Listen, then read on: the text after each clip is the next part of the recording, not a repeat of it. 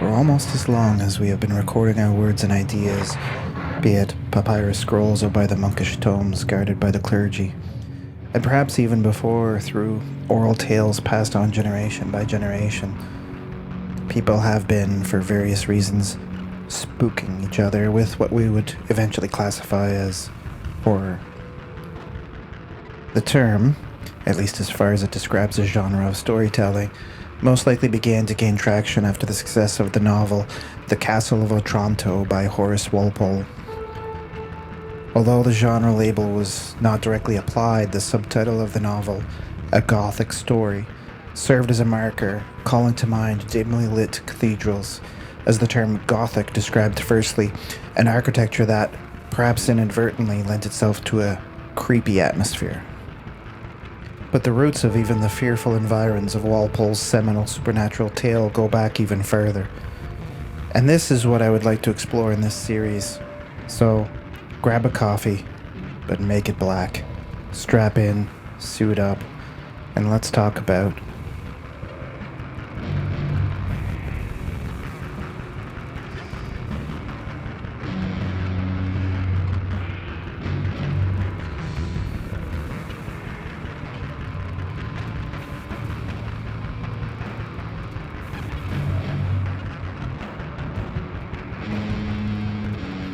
Bishop Fulk, asking a knight why he did not expel heretics, received the classic answer, "We cannot.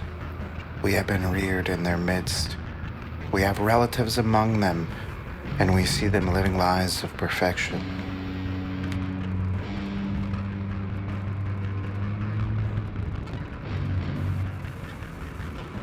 By the 13th century, the church was well versed in protecting itself from external threats, be they political enemies or geographical rivals, but a combination of internal disagreements, especially on the required purity of the clergy, and theological debates, began to spawn something that the church was ill-prepared for, an enemy from within that would eventually garner the name heretic.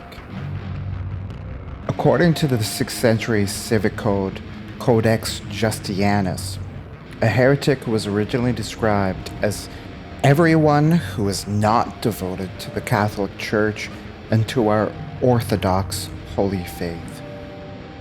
This definition, while stressing orthodoxy, clearly did not even consider a faithful Christian coming up with their own theological interpretation. And sometimes around the 12th century, in a small French city by the name of Albi, that is exactly what was brewing with a group who referred to themselves as the Good Christians, later to be known as the Cathars, or sometimes the Albigensians. The Cathars' theology was centered on dualism, but not the mind-body dualism popularized by René Descartes. Rather, the dualism of the Cathars was centered on the purity of the spirit, which they define as the soul, and the corruption of the flesh, which they went so far as to define the entire material world. Because of this extreme view, the Cathars practiced asceticism, a lifestyle characterized by abstinence from worldly pleasures through self-imposed poverty and self-denial. Some historians view this asceticism as a reaction against the corrupt and earthly lifestyles of the clergy at the time. Language can scarce be stronger than that employed by Louis VII in describing the worldliness and pomp of the bishops when he vainly appealed to Alexander III to utilize his triumph over Frederick Barbarossa by reforming the church. In fact, the records of the time bear ample testimony to the rapine and violence, the flagrant crimes and defiant immorality of these princes of the church. The only tribunal to which they were amenable was that of Rome. It required the courage of desperation to cause complaints to be made there against them, and when such complaints were made, the difficulty of proving charges, the length to which proceedings were drawn out, and the notorious venality of the Roman Curia afforded virtual immunity. Because of this, the Cathars rejected the moral authority of the church and viewed any and all physical materialism as a corruption of the soul. They even went so far as to abandon the teachings of the Old Testament completely, choosing to focus solely on the passages in which Jesus Christ himself took direct part. In other words, the New Testament. What made the Cathars even more of an issue for the medieval church, above and beyond their eccentric theology, was the simple fact that many local populations actively defended their Cathar neighbors, seeing them as a group that largely kept to themselves, avoided any accumulation of wealth and power, and even largely rejected procreation of their own numbers due to their strict forbiddance of all sexuality within the upper echelon. However, the church couldn't simply abide the flagrant affront to their authority, and in 1208, Pope Innocent III declared a crusade against the Cathars.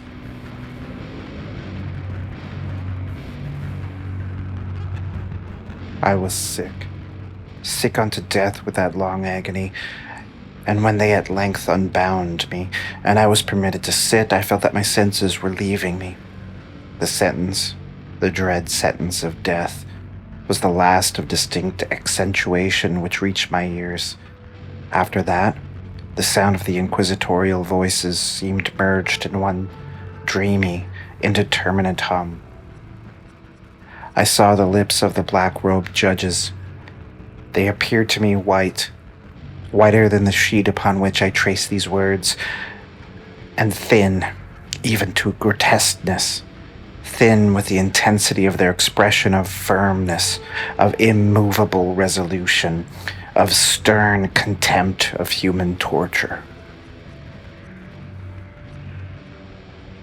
To fully understand the historical context of heresy in its proper setting, the modern audience must understand the power superstition held for the average population of medieval Europe. Society did not yet understand the germ theory that would prove sickness largely came from microorganisms, and so the temperament of a judgmental god was the easiest explanation of the time for any illness that could befall a person. Indeed, even the greed of a corrupt clergy, easy to condemn for a modern audience, could simply be seen as the reward of piety given for such an important office, the rightful reward of God's representatives on earth. Regardless of the reasoning, the church sought to stamp out the Cathars, which inspired the creation of what is now known as the medieval Inquisition, or occasionally the First Inquisition. Being the first of its kind, it was also highly decentralized, with various different mythologies eventually turning to a system based on legal proceedings of the Roman Empire. Guilt or innocence was proved by the inquiry of a judge into the details of each case. It is important to note that, while not completely devoid of guilt concerning the events that would transpire under the name of such inquisitions, the church did not directly serve nor call for punishment. The goal, as explicitly laid out in church orders, was to convert unbelievers, and it is difficult to convert a corpse. However, actual sentencing was done by the secular law enforcement, and often, even before they could execute judgment, the mobs of concerned citizens would often exact their own swift judgment. A large percentage of the violence of the Inquisition came from these same angry mobs, who often would snatch their victims even from the officers of the law as they were being processed, sometimes to be thrown into the nearest fire or bludgeoning. Much like the angry mobs of any era, these groups largely went away with immunity after committing heinous acts. This would all begin during the aforementioned Albigensian Crusades, in which the direct call to action would eventually eradicate the Cathars from Albi, ultimately erasing them from the rest of history shortly after. It is estimated that during these crusades, no less than 200,000 Cathars were killed, with an upper estimate stretching that number to 1 million. In fact, the crusades itself were so bloody as to inspire the very man who coined the term genocide, Raphael Lemkin, to consider it to be an act of genocide against the Cathars. It was when the military phase of the Crusades ended that the Inquisition proper began, established under Pope Gregory IX in 1234 AD as a way to uproot any remaining Cathars or similar heretical movements, such as the Waldensians. This violence came in spite of Pope Innocent III's ideas and as such sparked a desire within the papacy to implement greater control over the prosecution of heresy so as to avoid further bloodshed.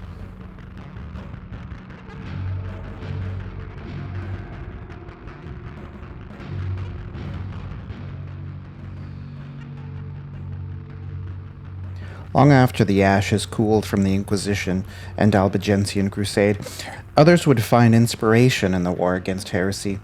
The Spaniards took the idea of fighting heresy through judicial systems to a new level, operating from 1478 to 1834 AD. Also introduced during the Spanish Inquisition, reports of torture devices being used to force confessions, an image of which, rightly or wrongly, still serves as an emblem of the Inquisition.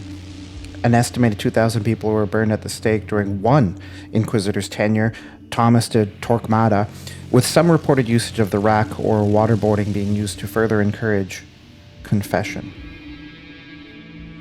But it wasn't only inspiration to repeat the atrocities that would keep the tales of the Inquisition alive. Dostoevsky famously included a philosophical parable called The Grand Inquisitor in his novel The Brothers Karamazov. But even the iconography would go on to inspire the likes of Edgar Allan Poe, cited at the beginning of the last part, and even in modern times, as referenced in such films as The Fountain, and even in video games, such as the cultist characters in Dusk, who grumble, "heretic," upon seeing the player character, or even more explicitly referenced in the multimedia franchise Warhammer 40k, in which certain characters are flat out known as Inquisitors.